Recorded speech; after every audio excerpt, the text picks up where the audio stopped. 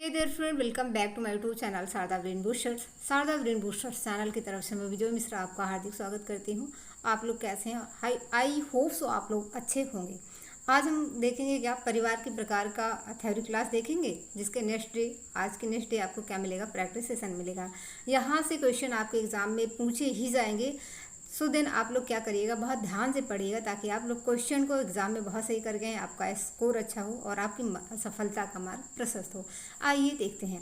विश्व भर में परिवार के भिन्न भिन्न प्रकार पाए जाते हैं।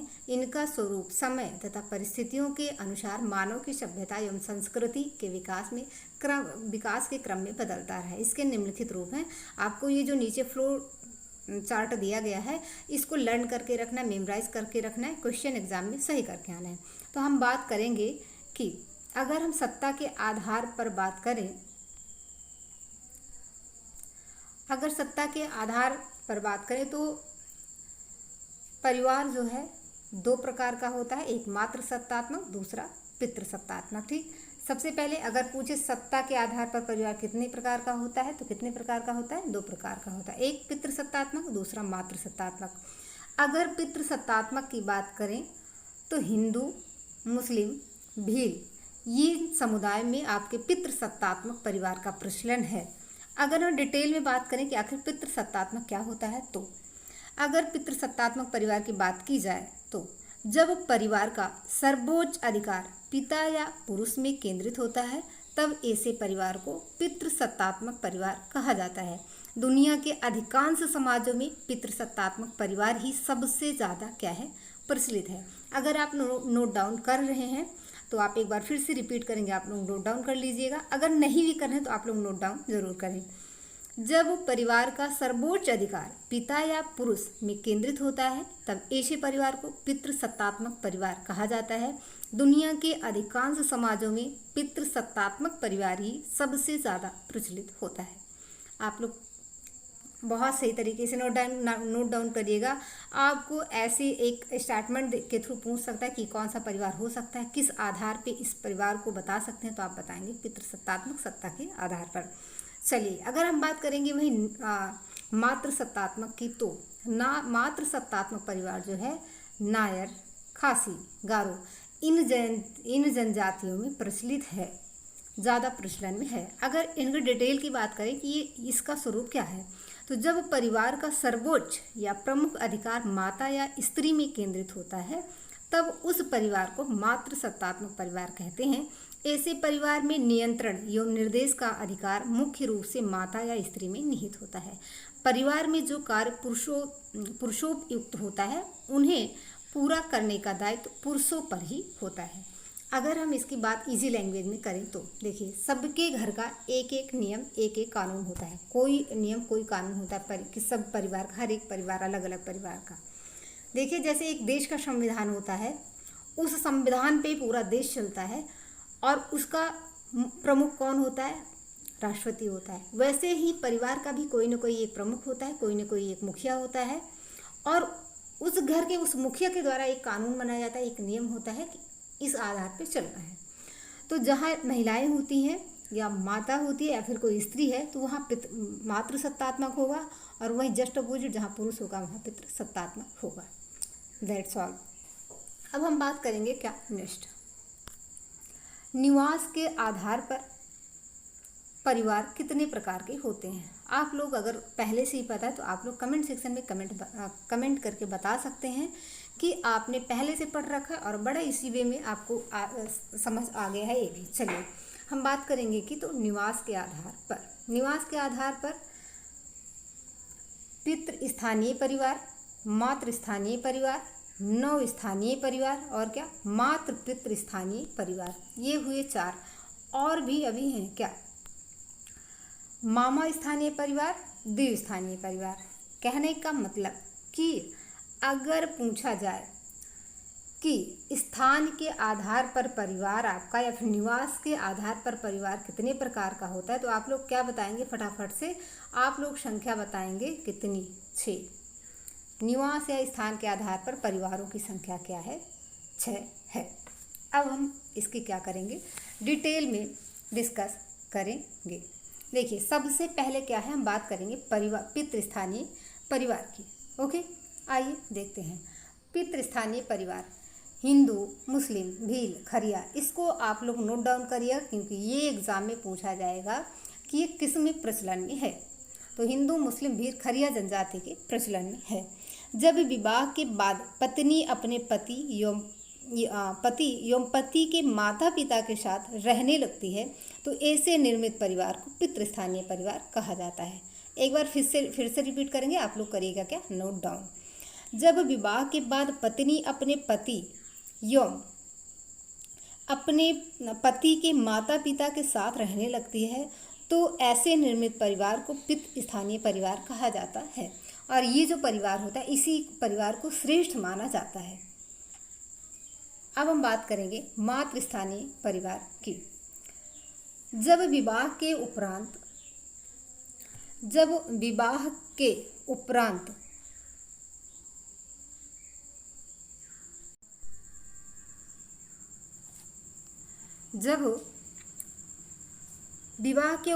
पति पत्नी के माता पिता के निवास स्थान पर रहने लगता है तो इसे मातृस्थानीय परिवार कहा जाता है।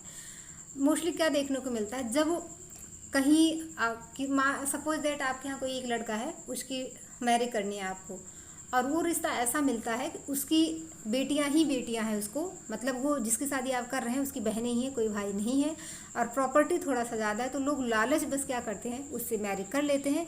एंड देन जो जिससे मैरी करते हैं, जो उनका बेटा होता है, उसको उसके ससुराल भेज देते हैं क्योंकि उसकी प्रॉपर्टी मिल जाती है। तो ऐसे में मात्र स्थानीय परिवार क्या है, निर्मित होता है।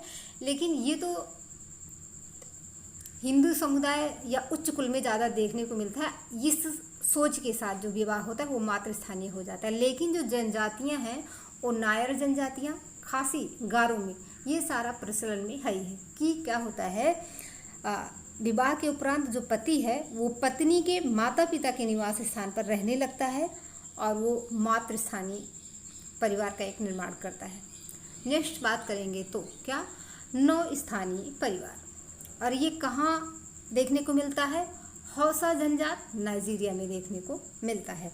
अगर नौ स्थानीय परिवार की बात करें तो जब परिवार में पति पत्नी विवाह के बाद न पति पक्ष के लोगों के साथ और न ही पत्नी पक्ष के लोगों के साथ रहते हैं तो ऐसा परिवार नौ स्थानीय परिवार कहता है। देखिए, ये लड़का पक्ष का घर हुआ और ये हुई लड़की पक्ष का घर, और ये लड़का लड़की मैरी करके ना यहाँ रह रहे हैं ना यहाँ रह रहे हैं।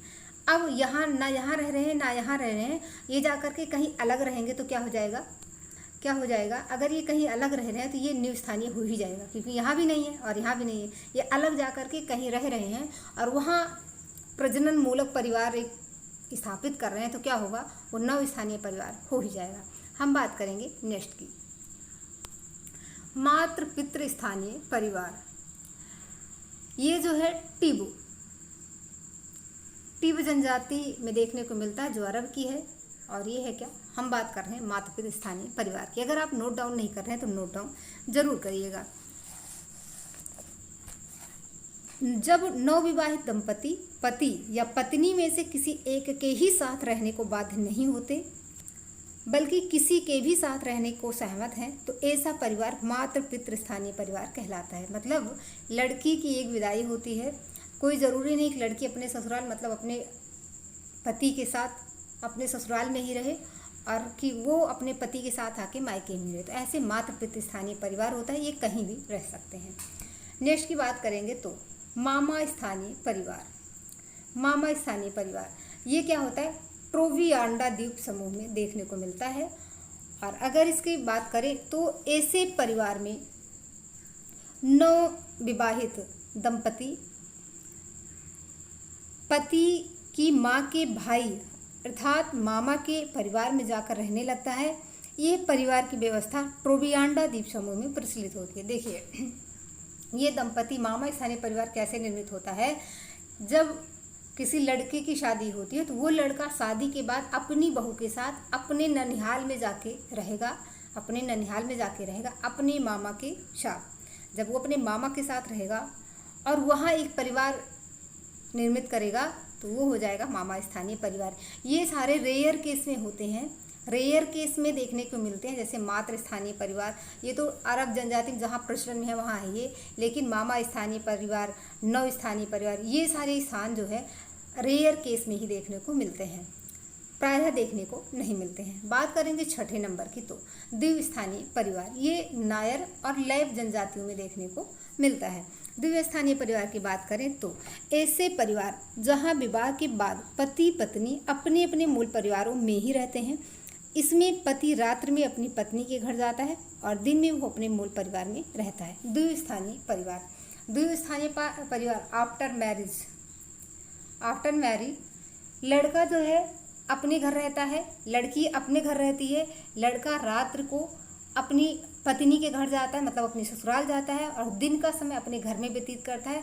ऐसे परिवार को क्या कहते हैं? द्विस्थानीय परिवार कहते हैं। आप लोग क्या बताएंगे कि निवास के आधार पर परिवार 6 प्रकार के होते हैं।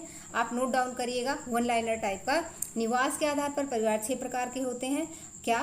पितृस्थानीय परिवार, मातृस्थानीय परिवार, नवस्थानीय परिवार, मातृ पितृस्थानीय परिवार, मामा स्थानीय परिवार, द्विस्थानीय परिवार। सबको मैंने डिटेल में बताया है, आप लोग नोट डाउन कर सकते हैं। ओके, अब हम लोग क्या करेंगे, आगे देखेंगे।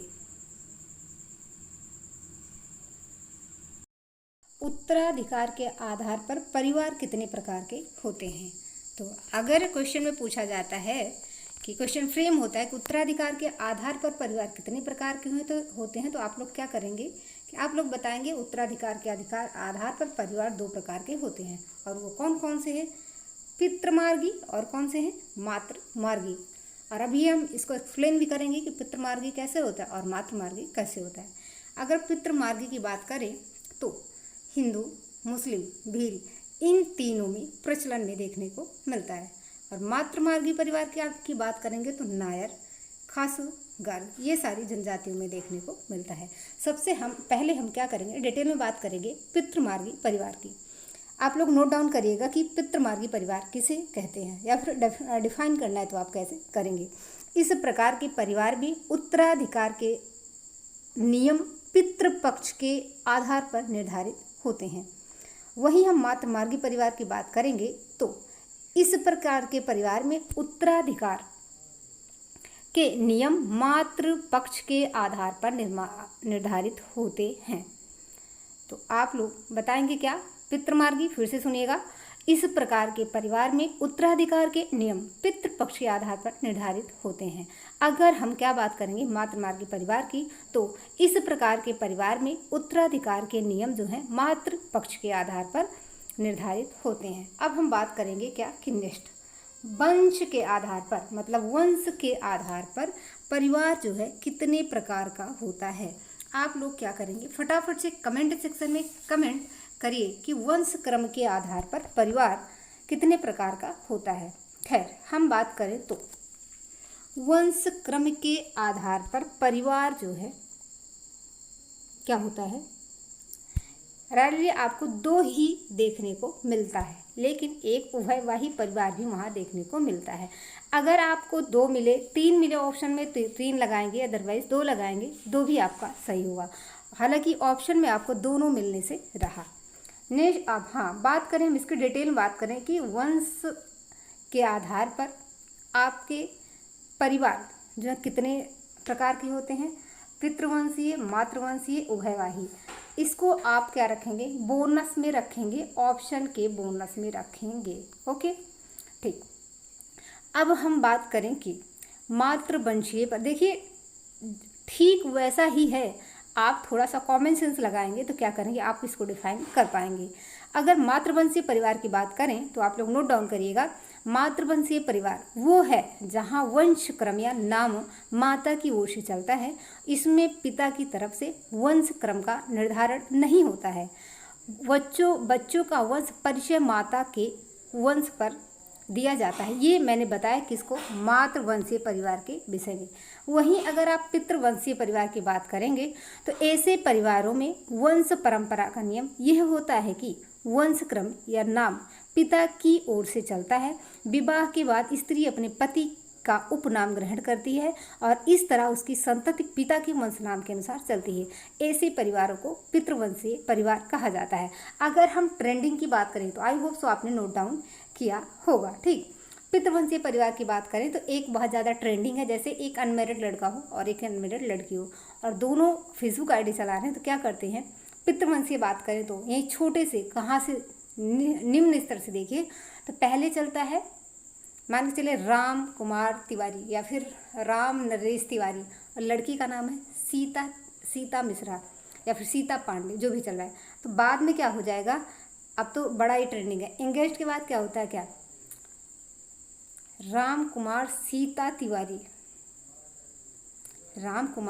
तिवारी, ये हुआ पितृवंशीय परिवार। वहीं मातृवंशीय परिवार की बात करें तो सीता राम कुमार तिवारी, यहाँ महिला आगे है मातृवंशीय में और पितृवंशीय में पुरुष आगे है। आप लोग बहुत अच्छे से समझ पाएंगे। अगर हम बात करें कि क्या उभयवाही परिवार की, तो ये आपसे पूछा नहीं जाएगा। हम क्या करें, वीडियो को बढ़ा करके फ़ायदा क्या है कि हम वीडियो को बढ़ा दें। आप लोग अगर ऑप्शन में मिले उभयवाही परिवार तो आप बताइएगा कि वंश नाम के आधार पर इसे डिवाइड किया गया है। नेक्स्ट की बात करेंगे तो क्या है, विवाह के आधार पर परिवार कितने प्रकार के होते हैं। अब आप लोग क्या करेंगे, बताएंगे कि विवाह के आधार पर परिवार कितने प्रकार के होते हैं। तो अगर विवाह की बात करें तो परिवार जो है 2 प्रकार के होते हैं। ठीक, एक विवाहित, दूसरा बहुविवाहित। ठीक, अगर हम इसको डिफाइन करें एक विवाहित को, तो इस प्रकार के परिवार में एक पुरुष व एक स्त्री शामिल होती है और जिसमें इनके साथ इनके अविवाहित बच्चे भी शामिल होते हैं। हम इसको ऐसे भी डिफाइन कर सकते हैं कि एक विवाहित परिवार, बहुविवाहित परिवार। ठीक, विवाह के आधार पर। और बहुविवाहित की बात करें तो इस प्रकार में एक साथ एक से अधिक जीवन साथी शामिल होते हैं। ऐसे परिवार के भी अनेक रूप पाए जाते हैं, जो अभी आप लोग ये बताएंगे, ये जो है क्या कहते हैं, परिवार के विवाह के आधार पर होते हैं। लेकिन बहुविवाहित परिवार के आधार पर ये मिलते हैं बहुपति विवाहित परिवार, समूह विवाहित परिवार, ये जो हैं बहुविवाहित परिवार के आधार होते हैं। बहुपत्निक परिवार, बहुपति विवाहित परिवार, समूह विवाह, समूह विवाहित परिवार, तो ये विवाह के आधार पर नहीं डिवाइड किए जाते हैं। ये बहुविवाहित परिवार को डिवाइड किया जाता है कि बहुविवाहित परिवार जो है, एक मिनट फिर से मैं आपको बताती हूँ, स्पष्ट करती हूँ। ये जो बहुविवाहित परिवार होता है ये कितने प्रकार का होता है, ये 3 प्रकार का होता है, 1, 2 और 3। अगर पहले की बात करें तो बहुपत्नी, ठीक, बहुपत्नी और बहुपति, और कौन सा, समूह विवाहित परिवार। वहीं बहुपत्निक परिवार की बात करें तो ऐसे परिवार में एक पुरुष एक से अधिक स्त्रियों से विवाह कर सम्मिलित होते हैं, अर्थात इनकी समाज में स्वीकृति होती है। भारत में ऐसे परिवार नागा, बैगा तथा गोंड जनजातियों में पाया जाता है। ये बहुपत्निक परिवार कहाँ पाए जाते हैं, नागा, बैगा, गोंड, इन जनजातियों में पाए जाते हैं। आप लोग क्या करिएगा, नोट डाउन करके रखिएगा। अगर बहुपति परिवार की बात करें तो ऐसे परिवार में एक समय में एक स्त्री एक अधिक पुरुषों में विवाह करती है। यह भी मात्र बहुपत्निक परिवार तथा अमात्र बहुपत्निक परिवार, बहुपत्निक परिवार के रूप से भी जाने जाते हैं। तिब्बत में बहुपत विवाह प्राचीन काल से ही प्रचलित है। अब ये हुआ, आप एक बार फिर से विवाह के आधार पर परिवार केवल 2, जिसमें एक विवाही, बहुविवाही देखेंगे तो 3 प्रकार के, बहुपत्नी, बहुपति और समूह विवाह। अगर समूह विवाह की बात करें तो जब कई भाई या कई पुरुष मिलकर स्त्रियों के एक समूह से विवाह करते हों तथा सभी पुरुष सभी स्त्रियों के समान रूप से पति हों, तो ऐसे परिवार को समूह विवाही परिवार कहा जाता है। नेक्स्ट की बात करें तो संख्या के आधार पर परिवार, संख्या के आधार पर परिवार को डिवाइड किया जाता है कितने भागों में, 3। कितने भागों में, 3। अगर बात करें तो पहला केंद्रित परिवार, दूसरा संयुक्त और तीसरा विस्तृत परिवार है। अगर हम इसको एक एक को डिफाइन करें तो केंद्रीय परिवार को ही नाभिक परिवार कहा जाता है। आप लोग अपने नोट्स में इसको लिख लीजिएगा। केंद्रीय परिवार को ही नाभिक परिवार कहा जाता है। ऐसी परिवार का औद्योगिकरण समाज की प्रमुख विशेषता है। यह परिवार का छोटा रूप होता है जो एक पुरुष, स्त्री तथा उनके आश्रित बच्चों से मिलकर बना होता है। इस प्रकार के परिवार में रिश्तेदारों को शामिल नहीं किया जाता है। इसमें केवल अविवाहित बच्चे ही शामिल किए जाते हैं, जो विवाह के पश्चात स्वयं का नाभिक परिवार बना लेते हैं, और यही विवाह आजकल वर्तमान में प्रचलन में देखने को मिलता है। रीजन यही है वृद्धाश्रम खुलने का। नेक्स्ट बात करेंगे संयुक्त परिवार की। तो अगर इसको डिफाइन किया जाए तो आप लोग नोट डाउन करिएगा कि एक संयुक्त परिवार में 3 या 3 से अधिक पीढ़ियों के सदस्य साथ साथ एक ही घर में रहते हैं। उनकी सामूहिक संपत्ति होती है। वह सामूहिक पूजा में भाग लेते हैं, एक ही रसोई का बना भोजन करते हैं। सभी सदस्य किसी न किसी नातेदारी व्यवस्था से जुड़े होते हैं। लाइक कोई चाचा है, कोई चाची है, कोई दादा है, कोई दादी है, कोई बड़े पापा हैं, कोई बड़ी मम्मी है, कोई बुआ हैं। लाइक ऐसे सारे मेंबर्स होते हैं जो एक दूसरे से जुड़े होते हैं। इनको क्या कहा जाता है? संयुक्त परिवार के अंदर लिया जाता है। नेक्स्ट की बात करेंगे तो विस्तृत परिवार। ऐसे परिवार में सभी रक्त संबंधी एवं, हम डिफाइन कर रहे हैं किसको, आप लोग ध्यान से सुनिएगा, विस्तृत परिवार को। ऐसे परिवार में सभी रक्त संबंधी एवं कुछ अन्य संबंधी भी शामिल होते हैं। ऐसे परिवारों में संबंधों व रिश्तेदारों का सही ज्ञान नहीं हो पाता है। ऐसे परिवार में सदस्यों की संख्या अधिक पाई जाती है। विस्तृत परिवार, अब इसकी सीन हो गई है ख़त्म। बहुत कम ही, मतलब रेयर केस में ही देखने को मिलता है। जहाँ कहीं भी देखने को मिला भी तो संयुक्त परिवार देखने को मिलता है, विस्तृत परिवार नहीं देखने को मिलता है। चलिए हम बात करेंगे अब नेक्स्ट की, आगे बढ़ेंगे और आप लोग नोट डाउन करते चलिए और क्लास कैसी लग रही है आप लोग कमेंट सेक्शन में ज़रूर कमेंट करिएगा। नेक्स्ट की बात करेंगे तो सदस्यों की संख्या के आधार पर परिवार को 4 भागों में डिवाइड किया गया है। सदस्यों की संख्या के आधार पर परिवार को 4 भागों में डिवाइड किया गया है। उनकी बात करें तो परिवार सदस्यों की संख्या 1 से 3 सदस्य होते हैं एकल परिवार में। मध्यम परिवार की बात करेंगे तो 4 से 6 सदस्य होते हैं, आप लोग इसे नोट डाउन करिएगा। 7 से 9 सदस्य होते हैं बड़ा परिवार, और 10 से अधिक होते हैं बहुत बड़ा परिवार। जहां बहुत बड़ा परिवार होता है वो 10 से अधिक मेंबर होते हैं। जहां बड़ा परिवार होता है वहां 7 से 9 होते हैं। मध्यम परिवार में 4 से 6 होते हैं, और एकल परिवार में 1 से 3 लोग होते हैं। एकल परिवार मतलब एक पति पत्नी या उनके अविवाहित बच्चे, कोई ज़रूरी नहीं है कि वो बच्चे एक ही हो, ये संख्या 1 से 3 ही हो, ये 4 भी हो सकती है, ये 5 भी हो सकती है। नेक्स्ट की बात करेंगे तो परिवार के कार्य हैं। आज तक कोई भी ऐसा संगठन नहीं बना है जो परिवार का स्थान ले सके। परिवार के विभिन्न कार्यों के फलस्वरूप मानव आज सभ्यता के शिखर पर पहुंच चुका है। यही कारण कि परिवार के द्वारा अनेक कार्य किए जाते हैं जो निम्नलिखित हैं। सबसे पहले बात करें तो जैविक कार्य। जैविक कार्य मतलब यौन इच्छाओं की पूर्ति, संतानोत्पत्ति, प्रजाति की निरंतरता। आप जैविक कार्य 3 कार्य हैं, नोट डाउन करिएगा। वहीं शारीरिक कार्य की बात करें तो आगे बात करेंगे शारीरिक कार्य की। तो शरीर की रक्षा एवं बच्चों का पालन पोषण, भोजन का प्रबंध, निवास स्थान, ये भी आपके टोटल 3 देखने को मिलते हैं। अब हम आगे की बात करेंगे क्या, वस्तु की व्यवस्था। 3 नहीं है, ये 4 है। शारीरिक कार्य है, इसमें वस्तु की व्यवस्था टोटल मिलाकर के कितना हुआ? अगर आपने शारीरिक कार्य के रूप को 3 लिखा है तो आप 4 लिखिएगा। वो कौन कौन से हैं? शरीर की रक्षा एवं बच्चों का पालन, भोजन का प्रबंध, निवास स्थान, एंड देन क्या? वस्तु की व्यवस्था। अब हम लोग क्या करेंगे, आगे चलेंगे। नेक्स्ट आर्थिक कार्य। आर्थिक कार्य देखें तो आर्थिक कार्य की बात करें तो वो टोटल 3 होते हैं। कौन कौन से? उत्तराधिकार का निर्धारण, श्रम विभाजन, आय एवं संपत्ति का प्रबंध। अब हम आगे चलेंगे क्या, सामाजिक कार्य। सामाजिक कार्य की बात करेंगे तो आगे चलेंगे क्या, 3 है टोटल। क्या है? 3 है, नोट डाउन करिएगा। सामाजिकरण, सामाजिक नियंत्रण, पदों का निर्धारण, ये आपके हैं सामाजिक कार्य। अब बात करेंगे सांस्कृतिक कार्य की। ये कौन कौन से हैं? अब हम लोग क्या करेंगे, आगे बढ़ेंगे। मनोवैज्ञानिक कार्य। मनोवैज्ञानिक कार्य मेजनी के अनुसार बच्चा माता के चुंबन तथा पिता की वीर बाहों के मध्य नागरिकता का सर्वश्रेष्ठ पाठ सीखता है। वेरी गुड, ये वाली चीज़ है। आप जो भी सीख रहे हैं वो सबसे पहले अपने माँ और पापा जी से सीखते हैं। और वो है धार्मिक कार्य, मानव अनुभव का स्थानांतरण, मनोरंजनात्मक कार्य, और क्या है शैक्षिक कार्य। इसको आप लोग क्या करेंगे, नोट डाउन करेंगे, किसके अनुसार, मैजनी के अनुसार।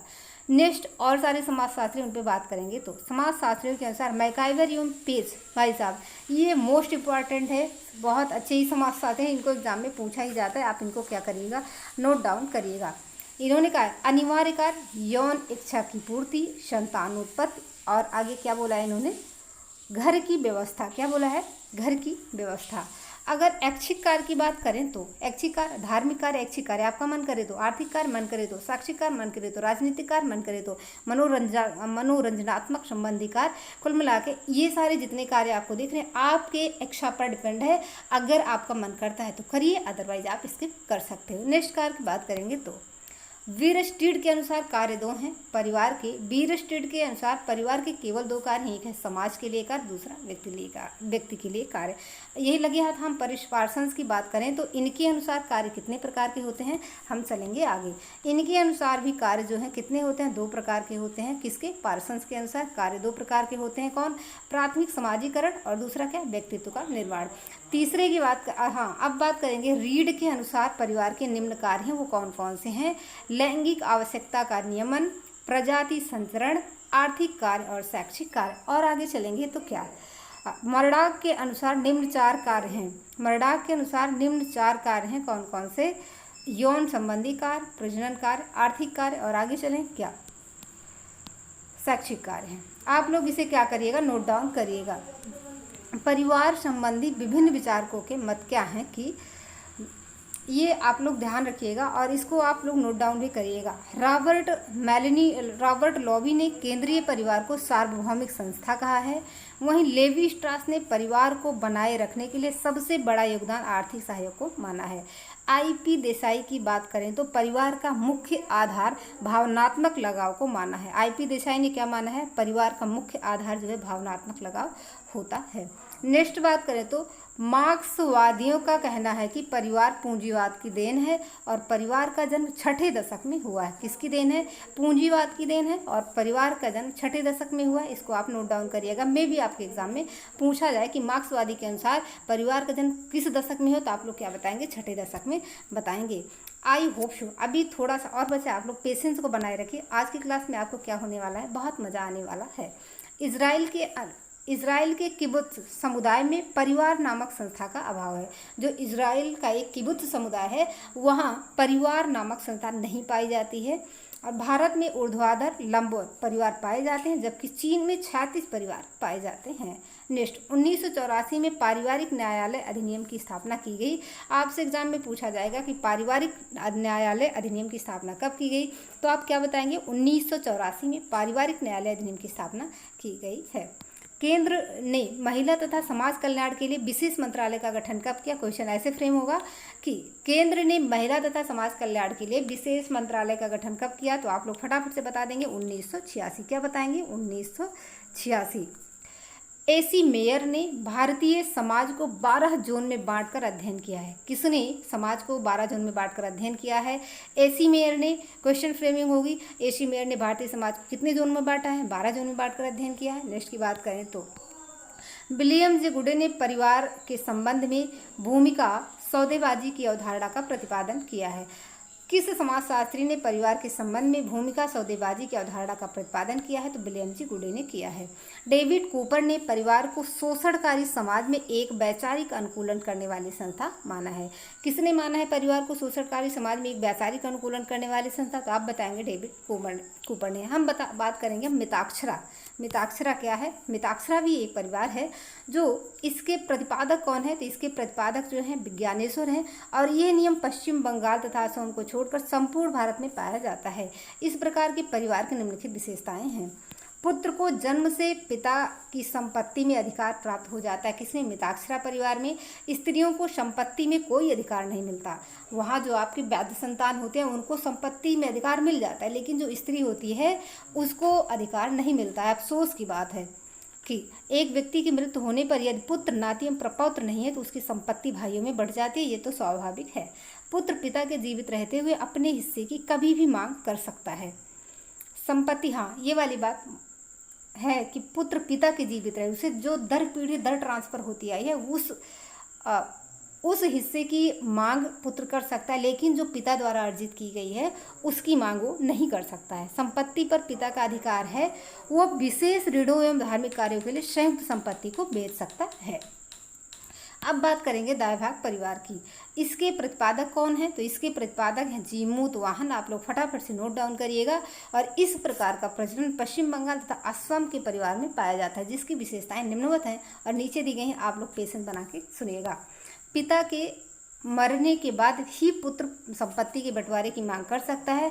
पिता संपत्ति का निरंकुश अधिकारी होता है। जस्ट अपोजिट मिताक्षरा के, उसमें पिता के जीवित रहते हुए पुत्र संपत्ति को अपने हिस्से की मांग कर सकता है, यहाँ नहीं मांग कर सकता है और पिता संपत्ति का निरंकुश अधिकारी होता है। ये अपनी संपत्ति को मनमाने ढंग से खर्च कर सकता है।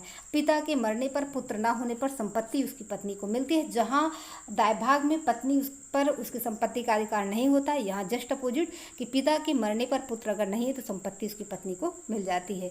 बात करेंगे कि इसमें पुरुष के साथ साथ स्त्रियां भी संपत्ति में उत्तराधिकारी होती हैं। दाय भाग का जस्ट अपोजिट मिताक्षरा, मिताक्षरा का जस्ट अपोजिट दाय भाग।